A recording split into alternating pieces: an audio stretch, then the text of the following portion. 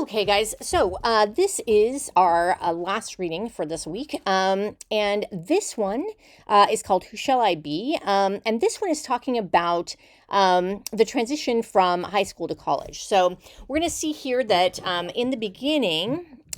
She is kind of writing in almost like a poetic style. And again, we're going to see that she's using dialogue to illustrate what people are like. And then we're also going to see an example of something called bookending, which means that she's going to start out with a certain concept or idea and also end with that same concept or idea, but show a change. So we're going to see that a little bit. So it says, the student is a soul in transit, coming from one place en route to someplace else. Moving is the American way after all. Our guiding principle is the fresh start, our foundation, the big move, and nothing seduces like the promise of a clean slate. So the idea, you can see that it's kind of more poetic, like a soul in transit. That's not words that we normally use. But she's talking about moving is the American way after all. Our guiding principle is the fresh start, our foundation, the big move. The idea is when people, that this could be interpreted in many ways, actually. But it's partially that people come to America for the American dream, right? So it's supposed to be like this clean slate. Coming to America is supposed to be like the land of opportunity, right? So that's kind of what she's talking about. She's saying, that's sort of the foundation of our country. And she's talking about nothing seduces like the promise of a clean slate. So she's introducing this concept. That is essentially this, that is what she's talking about for her idea and her thesis here. So then she's going to use a quote to explain what she's talking about. So it says, do you realize how many people saw me throw up at Bob Stonehill's party in the 10th grade? A lot of people, says my friend Anne. How many forgot about it? Maybe 2 or 3. Do you know how much I wanted to go somewhere where nobody knew I threw up all over Bob Stonehill's living room in the 10th grade? Very much. This may not seem like much of a justification for going away to college, but it was for me. So, and then she says, going away to college gives us a chance to rinse off part of our past, to shake off our burdensome reputations. So she's illustrating here this idea, which is what she's doing is trying to be relatable to the audience. Almost anyone can recognize and understand that if you're in high school, and you probably know people like this, you may have had experiences like this yourself, where if you did something embarrassing in high school and then you never lived it down, and people, associated with you with you for your whole high school career, right? And it's just, you can't get away from it. So sometimes people get labeled that way, and then you're stuck with it for, all of high school. So that's what she's talking about. And then in college, nobody knows you. So it's like a whole fresh, clean slate. That's what she's getting at here. Then she says, we've already survived the crisis of being known, allowing how high schools are as notorious, so well organized as totalitarian regimes, complete with secret police, punishment without trial, and banishment. High school society loves a label, cruelly infatuated with pinning down every species of student. Hillary is a klutz, Julie is a slut, and Michelle is a gossiping bitch who eats like a pig. So you'll see here, too, that this is back to more of the casual style for obvious reasons. We can see in here talking about sluts, bitch, that kind of thing. So the words are more what you would see in more of a magazine. But the idea here that she's getting across is that this idea that high school society loves a label. So everybody gets labeled a certain way, and then it's really hard to get out from under those labels. This says, no wonder so many of us can't wait to be free of our old identities and climb inside a new skin in college. Even flattering reputations can be as confining as a pair of too tight shoes. But identity is tricky stuff constructed with mirrors. How you see yourself is a composite reflection of how you appear to friends, families, and lovers. In college, the fact that familiar mirrors aren't throwing back a familiar picture is both liberating and disorienting. Maybe that's why so many colleges have freshman orientation week. So, this is this idea of, getting free of our old high school identities and climbing inside a new skin in college is very relatable. But she's also saying it can be both liberating and disorienting. It's still a change, right? And it can be a little bit of culture shock when you first enter college. Then it says, I guess you could call it an identity crisis, Andrea, a junior now, says of her freshman year. It was the first time nobody knew who I was. I wasn't even anybody's daughter anymore. I'd always been the best and brightest. What was I going to do now? Walk around the dorm with a sign around my neck saying former high school valedictorian? So she's gonna talk about several different people here to make this whole experience universal. She's talking about how this idea of getting labeled in high school and all that kind of stuff, and then moving on to college, and being in a place where nobody knows you, and there's 40,000 students instead of a couple thousand or whatever, gives you kind of this anonymity, and it gives you a chance to kind of rebrand yourself essentially. But so what Andrea is saying here is, she was the valedictorian in high school, but now she gets to college and nobody knows her. So she's kind of lost that label a little bit. So she's a little bit like, okay, now what do I do? Then it says, for most of my college years, I was in hot pursuit of an identity crisis, especially after a comparative literature major informed me that the Chinese definition of crisis was dangerous opportunity, with the emphasis on opportunity. On college applications, where there were blanks for your nickname, I carefully wrote Rusty, although none of my friends, despite the fact that I have red hair, had ever, even for a whimsical moment, considered calling me that. I was the high-strung, sensitive, acne-blemished, anti-authoritarian would-be writer. If I went through a day without some bizarre mood swing, people asked me what was wrong. I didn't even have the leeway to be the cheerful, smiling sort of girl I thought I might have it in me to be. My reputation seemed etched in stone, and I was pretty damn sick of it. As I pictured her, Rusty was the blithe spirit who would laugh everything off, shrug at perils as various as freshman mixers, bad grades, and cafeterias, jammed with aloof strangers, and in general pass through a room with the virality and appeal of a cool gust of wind. So the idea here is that this is the identity she wants, right? This is her like dream identity once she gets to college. She thinks she's going to completely transform, become this, completely different person. And, here's what she is right now. She's the high-strung, sensitive, acne-blemish, anti-authoritarian would-be writer, right? But she has this idea of Rusty as, this person who laughs everything off, shrugs at perils, that kind of thing. So she wants to be this type of person. Then she says, but when I arrived at college, Rusty had vaporized. She was simply not in the station wagon that drove me up to campus. Much of college had to do with filling in the blanks, but changing myself would not be so easy, so predictable, so cliched. So here's kind of where we're looking at. She thought she was going to just like go to college, immediately transfer in, become Rusty. But that's not, change is not that easy, right? So she gets to college and it's not nearly as easy as she thought. My parents, acting as anxious overseers on the hot, humid day I took my new self to college, seemed bound by a demonic ESP, extrasensory perception, to sabotage my scarcely budding new identity. So essentially, all the way through this, she's going to be talking about identity. She's trying to figure out her identity separate. She had her high school identity. Now she's trying to figure out her college identity and kind of like eventually sort of her, adult identity, I guess you could say. And then, but her parents are kind of interfering, right? And then after a summer planning how I would metamorphose into the great American ideal, the normal teenage girl, I heard my mother tell my roommate, I think you'll like Jenny. She's quite the oddball. Luckily, my roommate was saturated with all kinds of information the first day of college had flung at her, and the last thing she was paying attention to were the off-the-cuff marks this oddball's mother was making. My unmarked reputation kept its sheen as it waited for me to cautiously build up according to my plan. My parents left without any further blunders except to brush my bangs from my eyes, you'll get a headache, sweetheart, and foist on what had been a blissfully bare dormitory room an excruciatingly ugly lamp from home.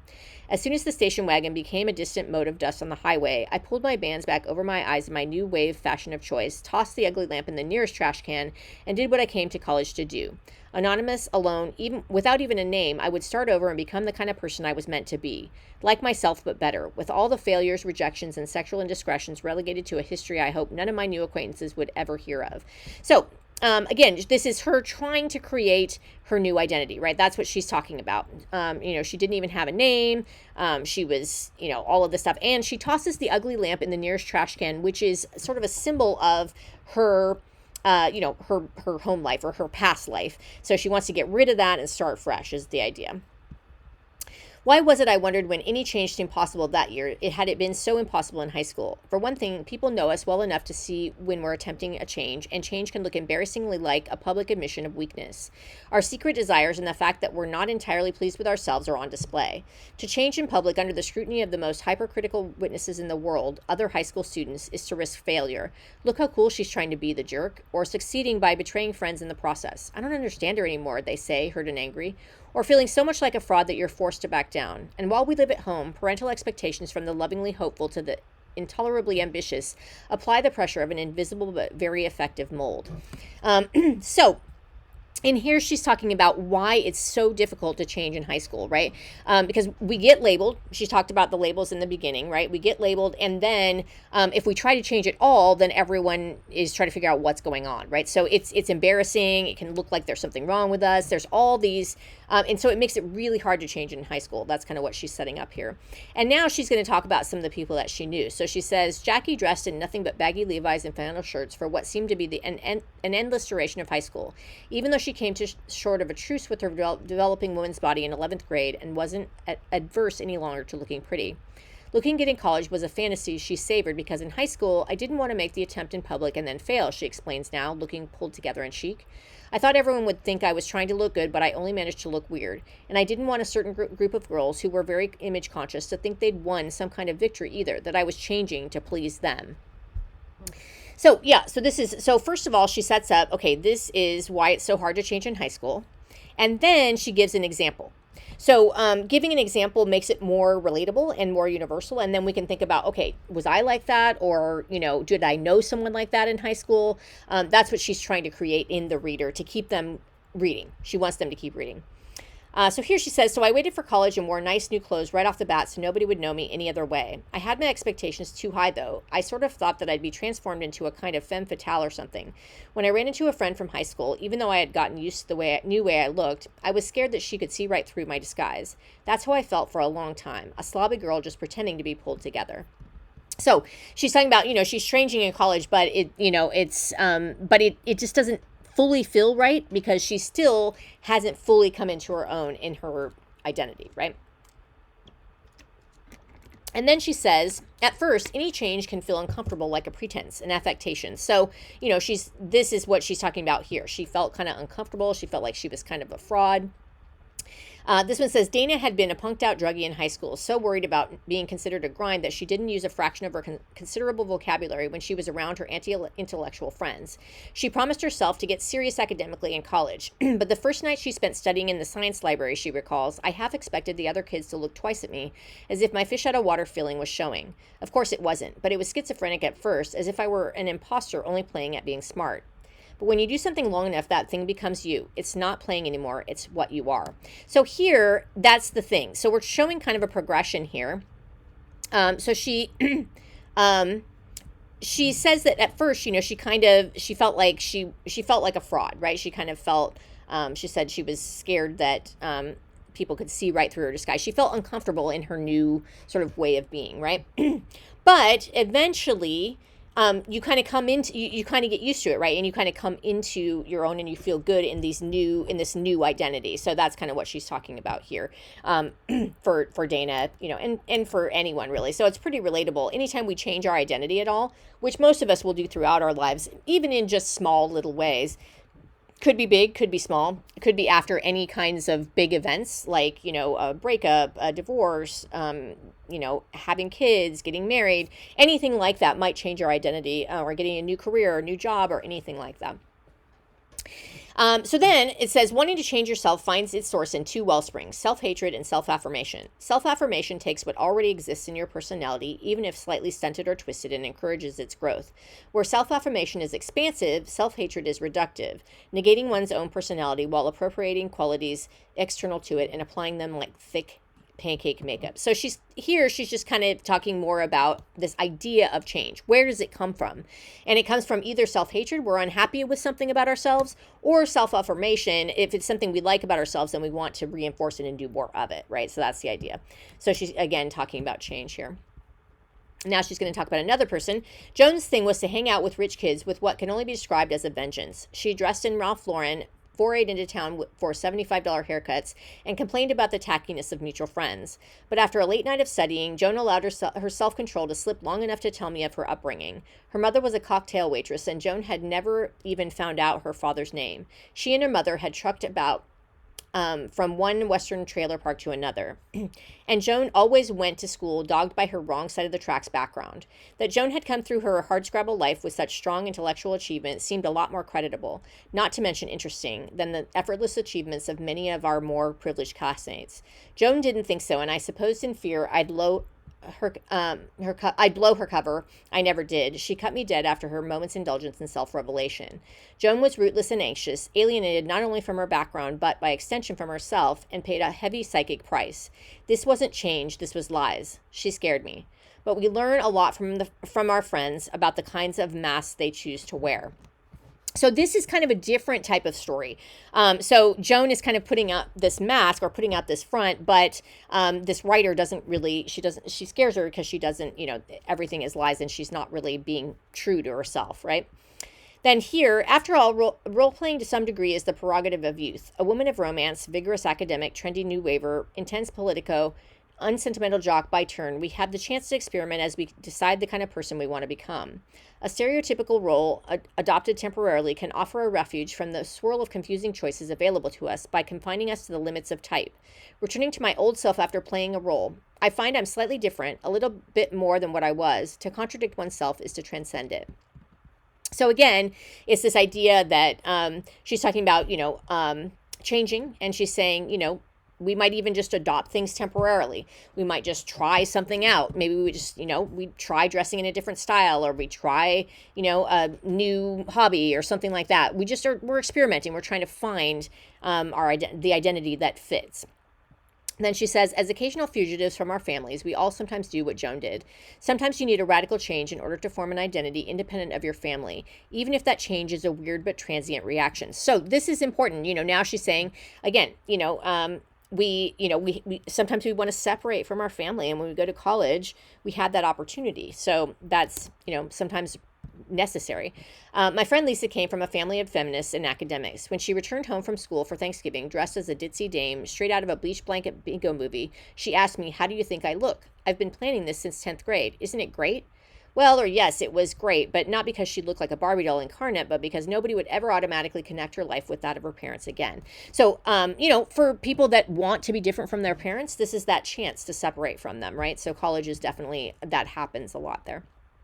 Another friend, Dan, went from a Southern military academy to a Quaker college in the North to execute his scheme of becoming a serious intellectual. The transformation went awry after a few months, partly because his old self was too likably irrepressible. It wouldn't lie down and play dead. I kept running into myself like a serpent chasing its tail, as he puts it. But his openness to change resulted in a peculiar amalgamation of cultures whose charm lies in his realizing that, while he's of his background, he's not identical to it. Most of our personalities and bodies are just as stubbornly adverse to being extinguished, even if the fantasy of a symbolic suicide and a renaissance from the ashes takes its obsessive toll on our thoughts now and again. But a blank slate isn't the same as a blank self, and the point of the blank slate that college provides is not to erase the past, but to sketch out a new history with a revisionist perspective and an optimist's acts. So again, now she's giving lots and lots of examples for several reasons. One is because we might be able to relate. We're all different people. We might be able to relate to different people here, or we might know people like these different people, which just helps us to relate.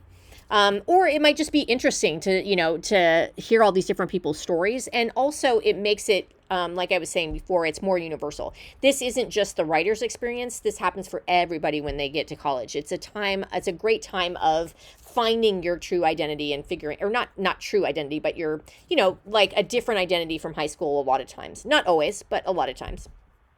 And what of my changes? Well, when I was friendly and happy in college, nobody gaped as though I had sprouted a tail. I learned to laugh things off as Rusty might have done, and there was one particularly counterman at the luncheonette who called me Red, which is the closest I came to being known as Rusty. What became of Rusty? Senior year, I stared at an announcement stating the dates that banks would be recruiting on campus, and Rusty materialized for the first time since freshman year. Rusty was a yuppie now, and I pictured her dressed in a navy blue suit, looking uneasily like Mary Cunningham, setting her sights on Citibank. I was still the high-strung, oversensitive would-be writer, I'm happy to report my skin did clear up, but a little better, who left the corporate world to Rusty. For myself, I have the slate of the rest of my life to write on. So that is... so that's the idea. So a couple things I want you to see here is the slate. Remember, we're talking about the clean slate. That's the book ending. So at the beginning of this article, she talks about wanting a new clean slate. And then at the end, she talks about the slate too, but she's learned something different. She didn't change completely, right? She didn't become the new Rusty. And in fact, she really was like, okay, that didn't happen, but I did change a little. She said, I changed a little better. I've changed a few things. But I don't really care to be Rusty anymore, right? She's like, I'm okay with who I am. So that's, and for the moment. But then she says, for myself, I have the slate of the rest of my life to write on, meaning that she doesn't have to change overnight. She doesn't have to change, in college. She can change as much or as little as she wants her whole life. And we all do that. We all change, when we meet new people, when we try new things, when we get new careers, when we get married, when we have kids, millions of different things. That changes our identities. And it gives us new layers to kind of layer on, kind of like an onion. So, she just realizes, okay, I didn't have to change completely after high school. I still have the rest of my life to change as much as I want. So that's what she learned. So the idea here is that she wanted to change completely in high school, change her identity. And then she gives all of these examples, from all of these different people who wanted similar things and what happened to them. And at the end, she says that she knows that she doesn't have to change completely. So that's the idea here. And I think that's it, guys. Thanks so much.